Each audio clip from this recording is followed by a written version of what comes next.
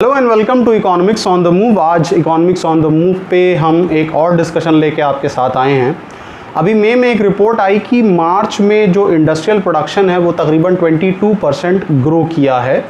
अब ये 22% क्या है लास्ट ईयर के मुकाबले, और ये इंडेक्स ऑफ इंडस्ट्रियल प्रोडक्शन जिसको हम कहते हैं, जो इंडस्ट्रीज़ के प्रोग्रेस को बताता है, ये क्या होता है, इसमें क्या सारी चीज़ों को एडअप किया जाता है, किन किन चीज़ों को लिया जाता है, नहीं लिया जाता है, इन तमाम तरीके की चीज़ों को आज समझेंगे हम। और शुरू करने से पहले मैं हर बार की तरीके से आप तमाम व्यूवर्स से ये रिक्वेस्ट करूंगा कि प्लीज़ आप इकोनॉमिक्स ऑन द मूव को सब्सक्राइब करिए, साथ ही साथ शेयर भी करिए, ज़्यादा से ज़्यादा लोगों तक हमारे बारे में इसको बताइए। फेसबुक, इंस्टाग्राम और ट्विटर जैसे प्लेटफॉर्म पे भी आप मुझे फॉलो कर सकते हैं। आप हमज़ा यूबी के नाम से मैं फेसबुक पे भी अवेलेबल हूँ, वहाँ पे भी आप मुझे फॉलो कर सकते हैं और इकोनॉमिक्स ऑन द मूव को भी फॉलो कर सकते हैं, लाइक कर सकते हैं। तो चलिए स्टार्ट करते हैं और देखते हैं कि ये इंडेक्स ऑफ इंडस्ट्रियल प्रोडक्शन क्या है और इसका हमें समझना हमारे लिए क्यों ज़रूरी है। ओके, सो स्क्रीन की तरफ हम आ जाते हैं और देखते हैं कि ये इंडेक्स ऑफ इंडस्ट्रियल प्रोडक्शन क्या होता है। इसको थोड़ा समझने की कोशिश करते हैं और हम यहाँ पे एक पेन भी ले लेते हैं और उससे हम अपना स्टार्ट करते हैं। तो देखिए, सबसे पहले हमें बेसिकली बात इस चीज़ पे करनी है कि इंडेक्स ऑफ इंडस्ट्रियल प्रोडक्शन क्या होता है। इंडेक्स ऑफ इंडस्ट्रियल प्रोडक्शन को यहाँ पे समझना ज़रूरी क्या है, क्यों है, कैसे ये इकॉनमी के एक तरीके से हम कह सकते हैं कि इकॉनमी को जो नापने में, इकॉनमी को जो उसका जो एक तरीके से प्रोग्रेस टेस्ट को फाइंड आउट करने में कैसे हमारा index of industrial production help करता है, जिसको हम शॉर्ट में IIP भी कहते हैं। सो शुरू करने से पहले मैं हर बार की तरीके से तरफ से ये बात कहना चाहूँगा कि इकोनॉमिक्स ऑन द मूव पे आप जो यहाँ पे कोर इकोनॉमिक्स होती है, चाहे वो माइक्रो इकोनॉमिक्स हो, चाहे वो मैक्रो इकोनॉमिक्स हो, इसके बाद चाहे करंट इकोनॉमिक अफेयर हो, ये तमाम चीज़ें पे एक डिस्कशन होता है। उसके बाद याद रखिएगा कि एक्सपर्ट ओपिनियन जो हमारा एक बहुत ही इम्पॉर्टेंट सेशन है और जिसको काफ़ी पसंद भी किया जाता है, व्यूअर्स काफ़ी उसको लाइक भी करते हैं। टाइम टू टाइम हम अलग अलग इश्यूज़ पे उस पर बात भी करते रहते हैं। तो चलिए आगे बढ़ते हैं और देखते हैं कि क्या क्या चीज़ें हैं इसमें। देखिए, सबसे पहले अगर मैं बात करूँ तो सबसे पहली जो चीज़ यहाँ पर आ रही है वो ये है कि ये IIP की मीनिंग हमारे लिए समझना ज़रूरी है कि IIP की मीनिंग क्या होती है। तो यहाँ पे क्या है कि इंडेक्स ऑफ इंडस्ट्रियल डेटा और IIP और index of industrial production is called as an index that track manufacturing activity in different sectors of economy.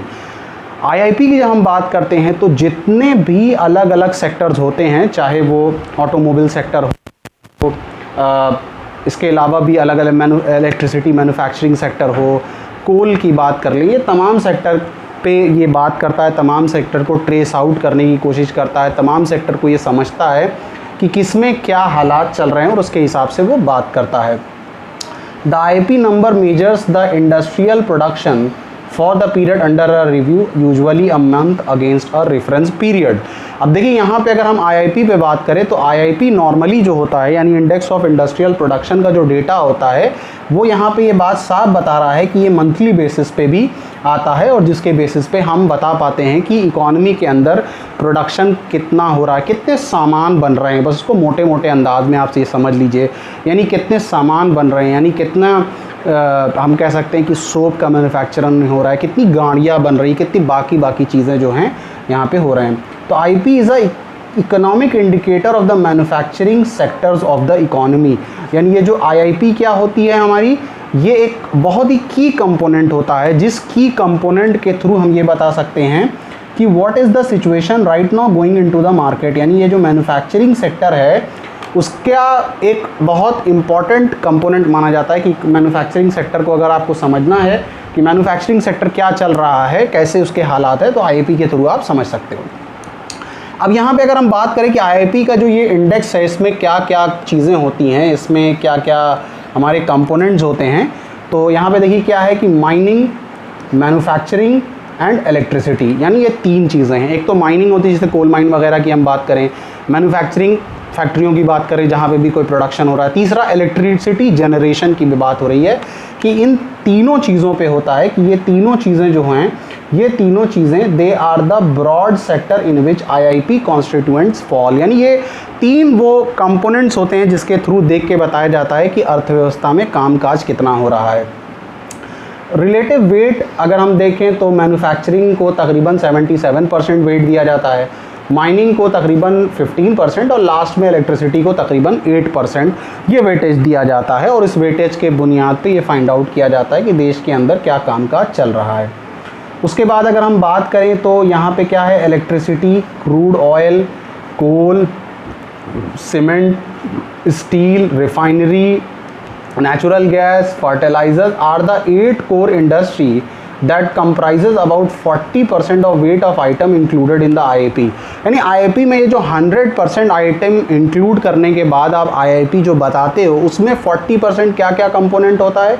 40% में एक तो आपका इलेक्ट्रिसिटी आता है, क्रूड ऑयल आता है यानी कच्चा तेल, कोल, सीमेंट, स्टील, रिफाइनरी, ठीक है, नेचुरल गैस, फर्टिलाइज़र्स, ये 8 वो कंपोनेंट हैं जिसको मिला के 40% हो जाता है। यानी बाकी 60% में और भी बहुत तरीके की चीज़ें आती हैं जिसको देखने के बाद ये बताया जाता है कि आईआईपी का क्या हालात चल रहा है।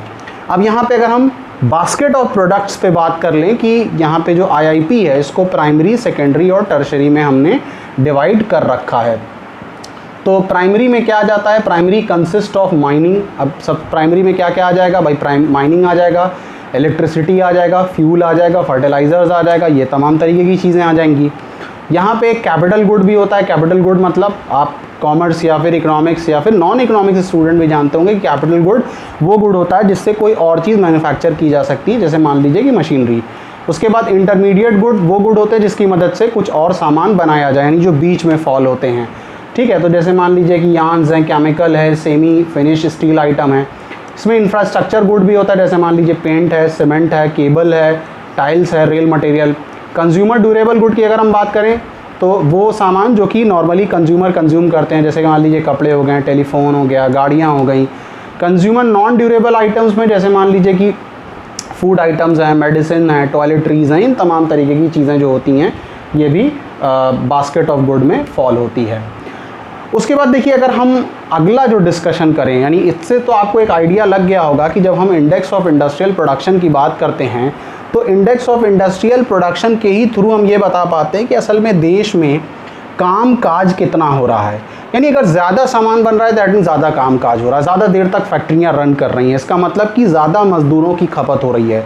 यानी अगर index of industrial production positive है तो कहीं ना कहीं हम ये कह सकते हैं कि एम्प्लॉयमेंट पॉजिटिव तरीके से आगे बढ़ रहा है। ऑल्दो कोई ये इस पे एक आर्ग्यूमेंट कर सकता है कि भाई हम लेबरों का इन्वॉल्वमेंट कम करके मशीनरी का इन्वॉल्वमेंट ज़्यादा करें, तो वो एक अलग डिस्कशन है। लेकिन भारत जैसे देश में हम हमेशा ये मानते हैं कि लेबर इंटेंसिव टेक्नोलॉजी को अडॉप्ट करना चाहिए, यानी ज़्यादा मजदूरों को इन्वॉल्व करना चाहिए as compare to the machinery के। आगे बढ़ते हैं। आगे जो हमारा लास्ट स्लाइड है वो क्या है, आईआईपी वर्सेस एएसआई पे है, यानी index of industrial production versus annual survey of industries पे। इसमें देखते हैं कि ये क्या होता है। अब देखिए यहाँ पे while the IIP is a monthly indicator, यानी आईआईपी जो क्या होता है वो मंथली इंडिकेटर होता है। यानी हम मानते हैं कि मंथली बेसिस पे, यानी हम मानते हैं कि मंथली बेसिस पे हम इंडस्ट्रीज़ का एक तरीके से रिपोर्ट सबमिट करते हैं या फिर रिपोर्ट आती है। लेकिन जब हम एएसआई की बात करते हैं, यानी एनुअल सर्वे ऑफ इंडस्ट्रीज़ की बात करते हैं, तो इसके लिए क्या कहा जाता है, it is the prime source of a long term industrial statistics. यानी एक तरीके से आईआईपी जो है ये तो मंथली प्रोग्रेस रेट बताता है, रिपोर्ट बताता है। लेकिन जब हम एएसआई की बात करते हैं, यानी एनुअल सर्वे ऑफ इंडस्ट्रीज़ की बात करते हैं, तो ये लॉन्ग टर्म इंडस्ट्रियल रिपोर्ट बताता है, क्योंकि साल भर में एक बार आता है। देखिए जैसे मैं इस पर एक एग्जांपल दूं, लास्ट वीडियो जो हमने बनाया था मॉनेटरी पॉलिसी कमेटी के ऊपर, और उससे पहले जो एक रिपोर्ट बनाया था, दोनों वीडियोस का लिंक ऊपर अवेलेबल है। उसमें अगर आप देखोगे तो भारत की अर्थव्यवस्था की एक तो रिपोर्ट आती है जो क्वार्टरली आती है, यानी Q1, Q2, Q3, Q4। लेकिन एक रिपोर्ट आती है जो साल भर की आती है जिसमें -7.3% कहा जा रहा है। तो -7.3% को हम ज़्यादा एक्यूरेट मान सकते हैं as compare to the quarterly growth rate को। तो इसी तरीके से, लेकिन हम ये भी नहीं कह सकते हैं कि जो मंथली या फिर क्वार्टरली असेसमेंट होता है ये गलत होता है। जैसे एक बच्चा है, उसका फाइनल ईयर में अगर वो फेल हो गया, फाइनल एग्ज़ाम में फेल हो गया, तो ऐसा नहीं है कि जो मंथली टेस्ट या अफेयरली दे रहा था उसमें वो टॉपर रहा होगा, कुछ ना कुछ तो गड़बड़ पीछे से रहा होगा, तभी वो फाइनल एग्जाम में लटक गया। तो इसी तरीके से आईआईपी भी एक इंपॉर्टेंट कंपोनेंट होता है, क्योंकि ये मंथली प्रोग्रेस रेट बताता है और उसी हिसाब से सरकारें या फिर आरबीआई अपनी प्लानिंग करती है ताकि हम चीज़ों को ऑन द ट्रैक ला पाएँ। और एएसआई जो होती है वो साल भर की रिपोर्ट देती है, उससे हम एक लॉन्ग टर्म इंडस्ट्री से रिलेटेड डेटा वगैरह हमको मिल जाता है। अब देखिए यहाँ पे क्या है कि the ASI used to track the health of industry in the economy over a longer period. The index is compiled out of a much large sample of industries compared to the IIP.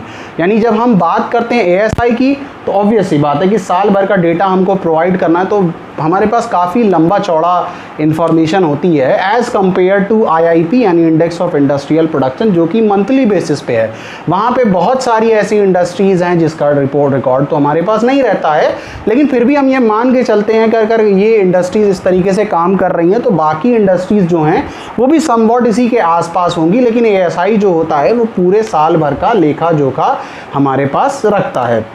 तो ये तो था index of industrial production जिस पे हमने चर्चा की, जिस पे हमने बात की, जो समझाने की कोशिश की कि ये इंडेक्स हमारे लिए क्यों अहम होता है। बार बार आप पेपर और बाकी जगहों पे पढ़ते भी रहते हैं, इसी वजह से मैंने इस टॉपिक को लिया आपके साथ। बहुत सारी वीडियोज़ हैं, बहुत सारे टॉपिक्स हैं जो मैं आपके साथ जल्द से जल्द लेके आने वाला हूँ। बहुत सारे इंपॉर्टेंट इंटरव्यूज़ भी हैं जो आपके साथ शेयर करने वाला हूँ। तब तक आप हमारे चैनल को देखिए, आगे बढ़ाइए, शेयर करिए, सब्सक्राइब करिए, पॉजिटिव नेगेटिव जो भी आपको ओपिनियन देना है वो दीजिए, ऑनेस्ट ओपिनियन के साथ आइए ताकि हम कुछ और अच्छा काम लेके आएँ, कुछ और अच्छा काम आपके साथ कर पाएँ। So stay blessed guys and keep on watching economics on the move. Thank you.